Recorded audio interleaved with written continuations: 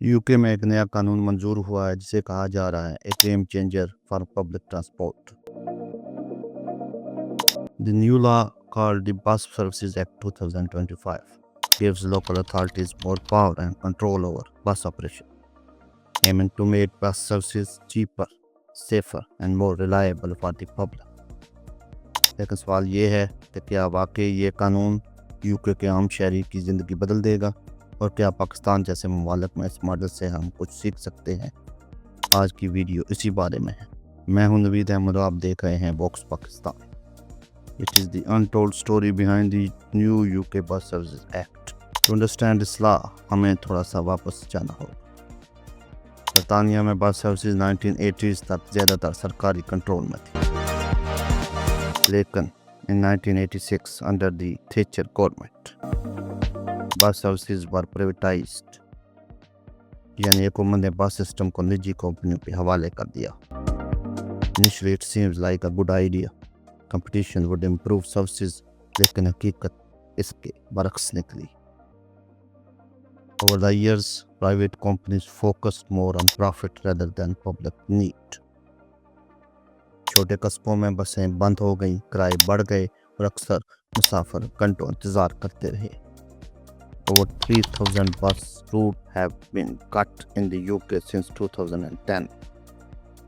Even during COVID-19, many routes were permanently cancelled, leaving elderly citizens and low-income families stranded.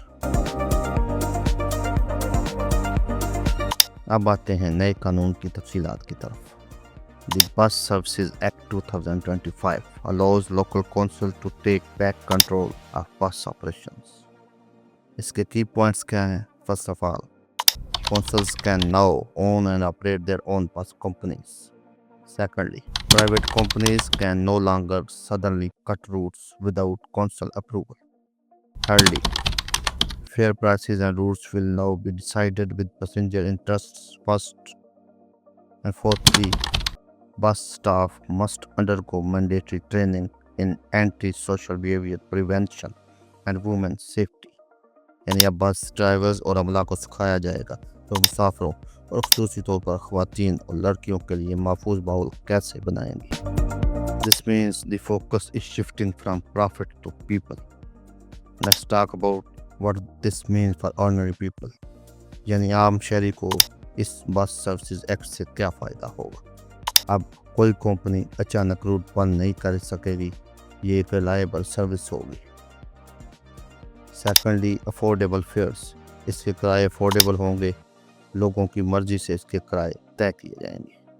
Thirdly, environmental impact, ये माहौलियाती तब्दीली के लिए भी एक बहुत बड़ा कदम होगा। मोर public transport means fewer cars, less pollution, less traffic. Fourthly, job creation, इससे जॉब क्रिएट होगी, लोकल बस कंपनीज नई जॉब क्रिएट करेंगी। For many this law represents a return to the people control, something many British citizens have been demanding for years. अब बात करते हैं तरबियत और हिफाजत की। The UK government has made it mandatory for all bus staff to undergo behavioral and safety training. इस तरबियत में दो बड़े पॉइंट शामिल हैं।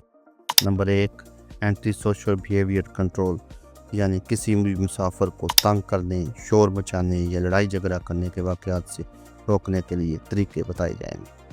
और दूसरे नंबर पर है वुमेन एंड गर्ल्स सेफ्टी, ताकि ख़वातीन और लड़कियां रात के वक्त या वीरान रूट्स पर भी महफूज तरीके से सफ़र कर सकें।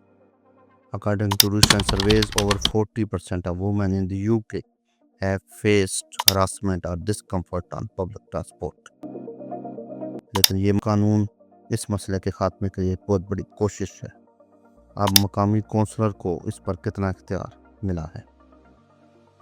Under this act, councils can now design their own transport networks, choosing which routes are needed, what times buses should run, and how to ensure coverage even in remote town. इसका मतलब है कि अब हर इलाके के लोग खुद फैसला कर सकेंगे उनके लिए कौन सा रूट बेहतर है। मसलन मैनचेस्टर और लिवरपूल ने पहले ही ऐलान कर दिया है कि वो अपनी पब्लिक बस कंपनीज दोबारा शुरू कर दें। लेकिन हर कानून के साथ कुछ चैलेंजेस भी आते हैं। Critics argue that councils may lack funding or management experience to run large-scale operations. कुछ लोग कहते हैं कि निजी कंपनियां ज़्यादा माहिर हैं और अगर इनको कम किया गया तो सर्विस का मेयार कम हो सकता है।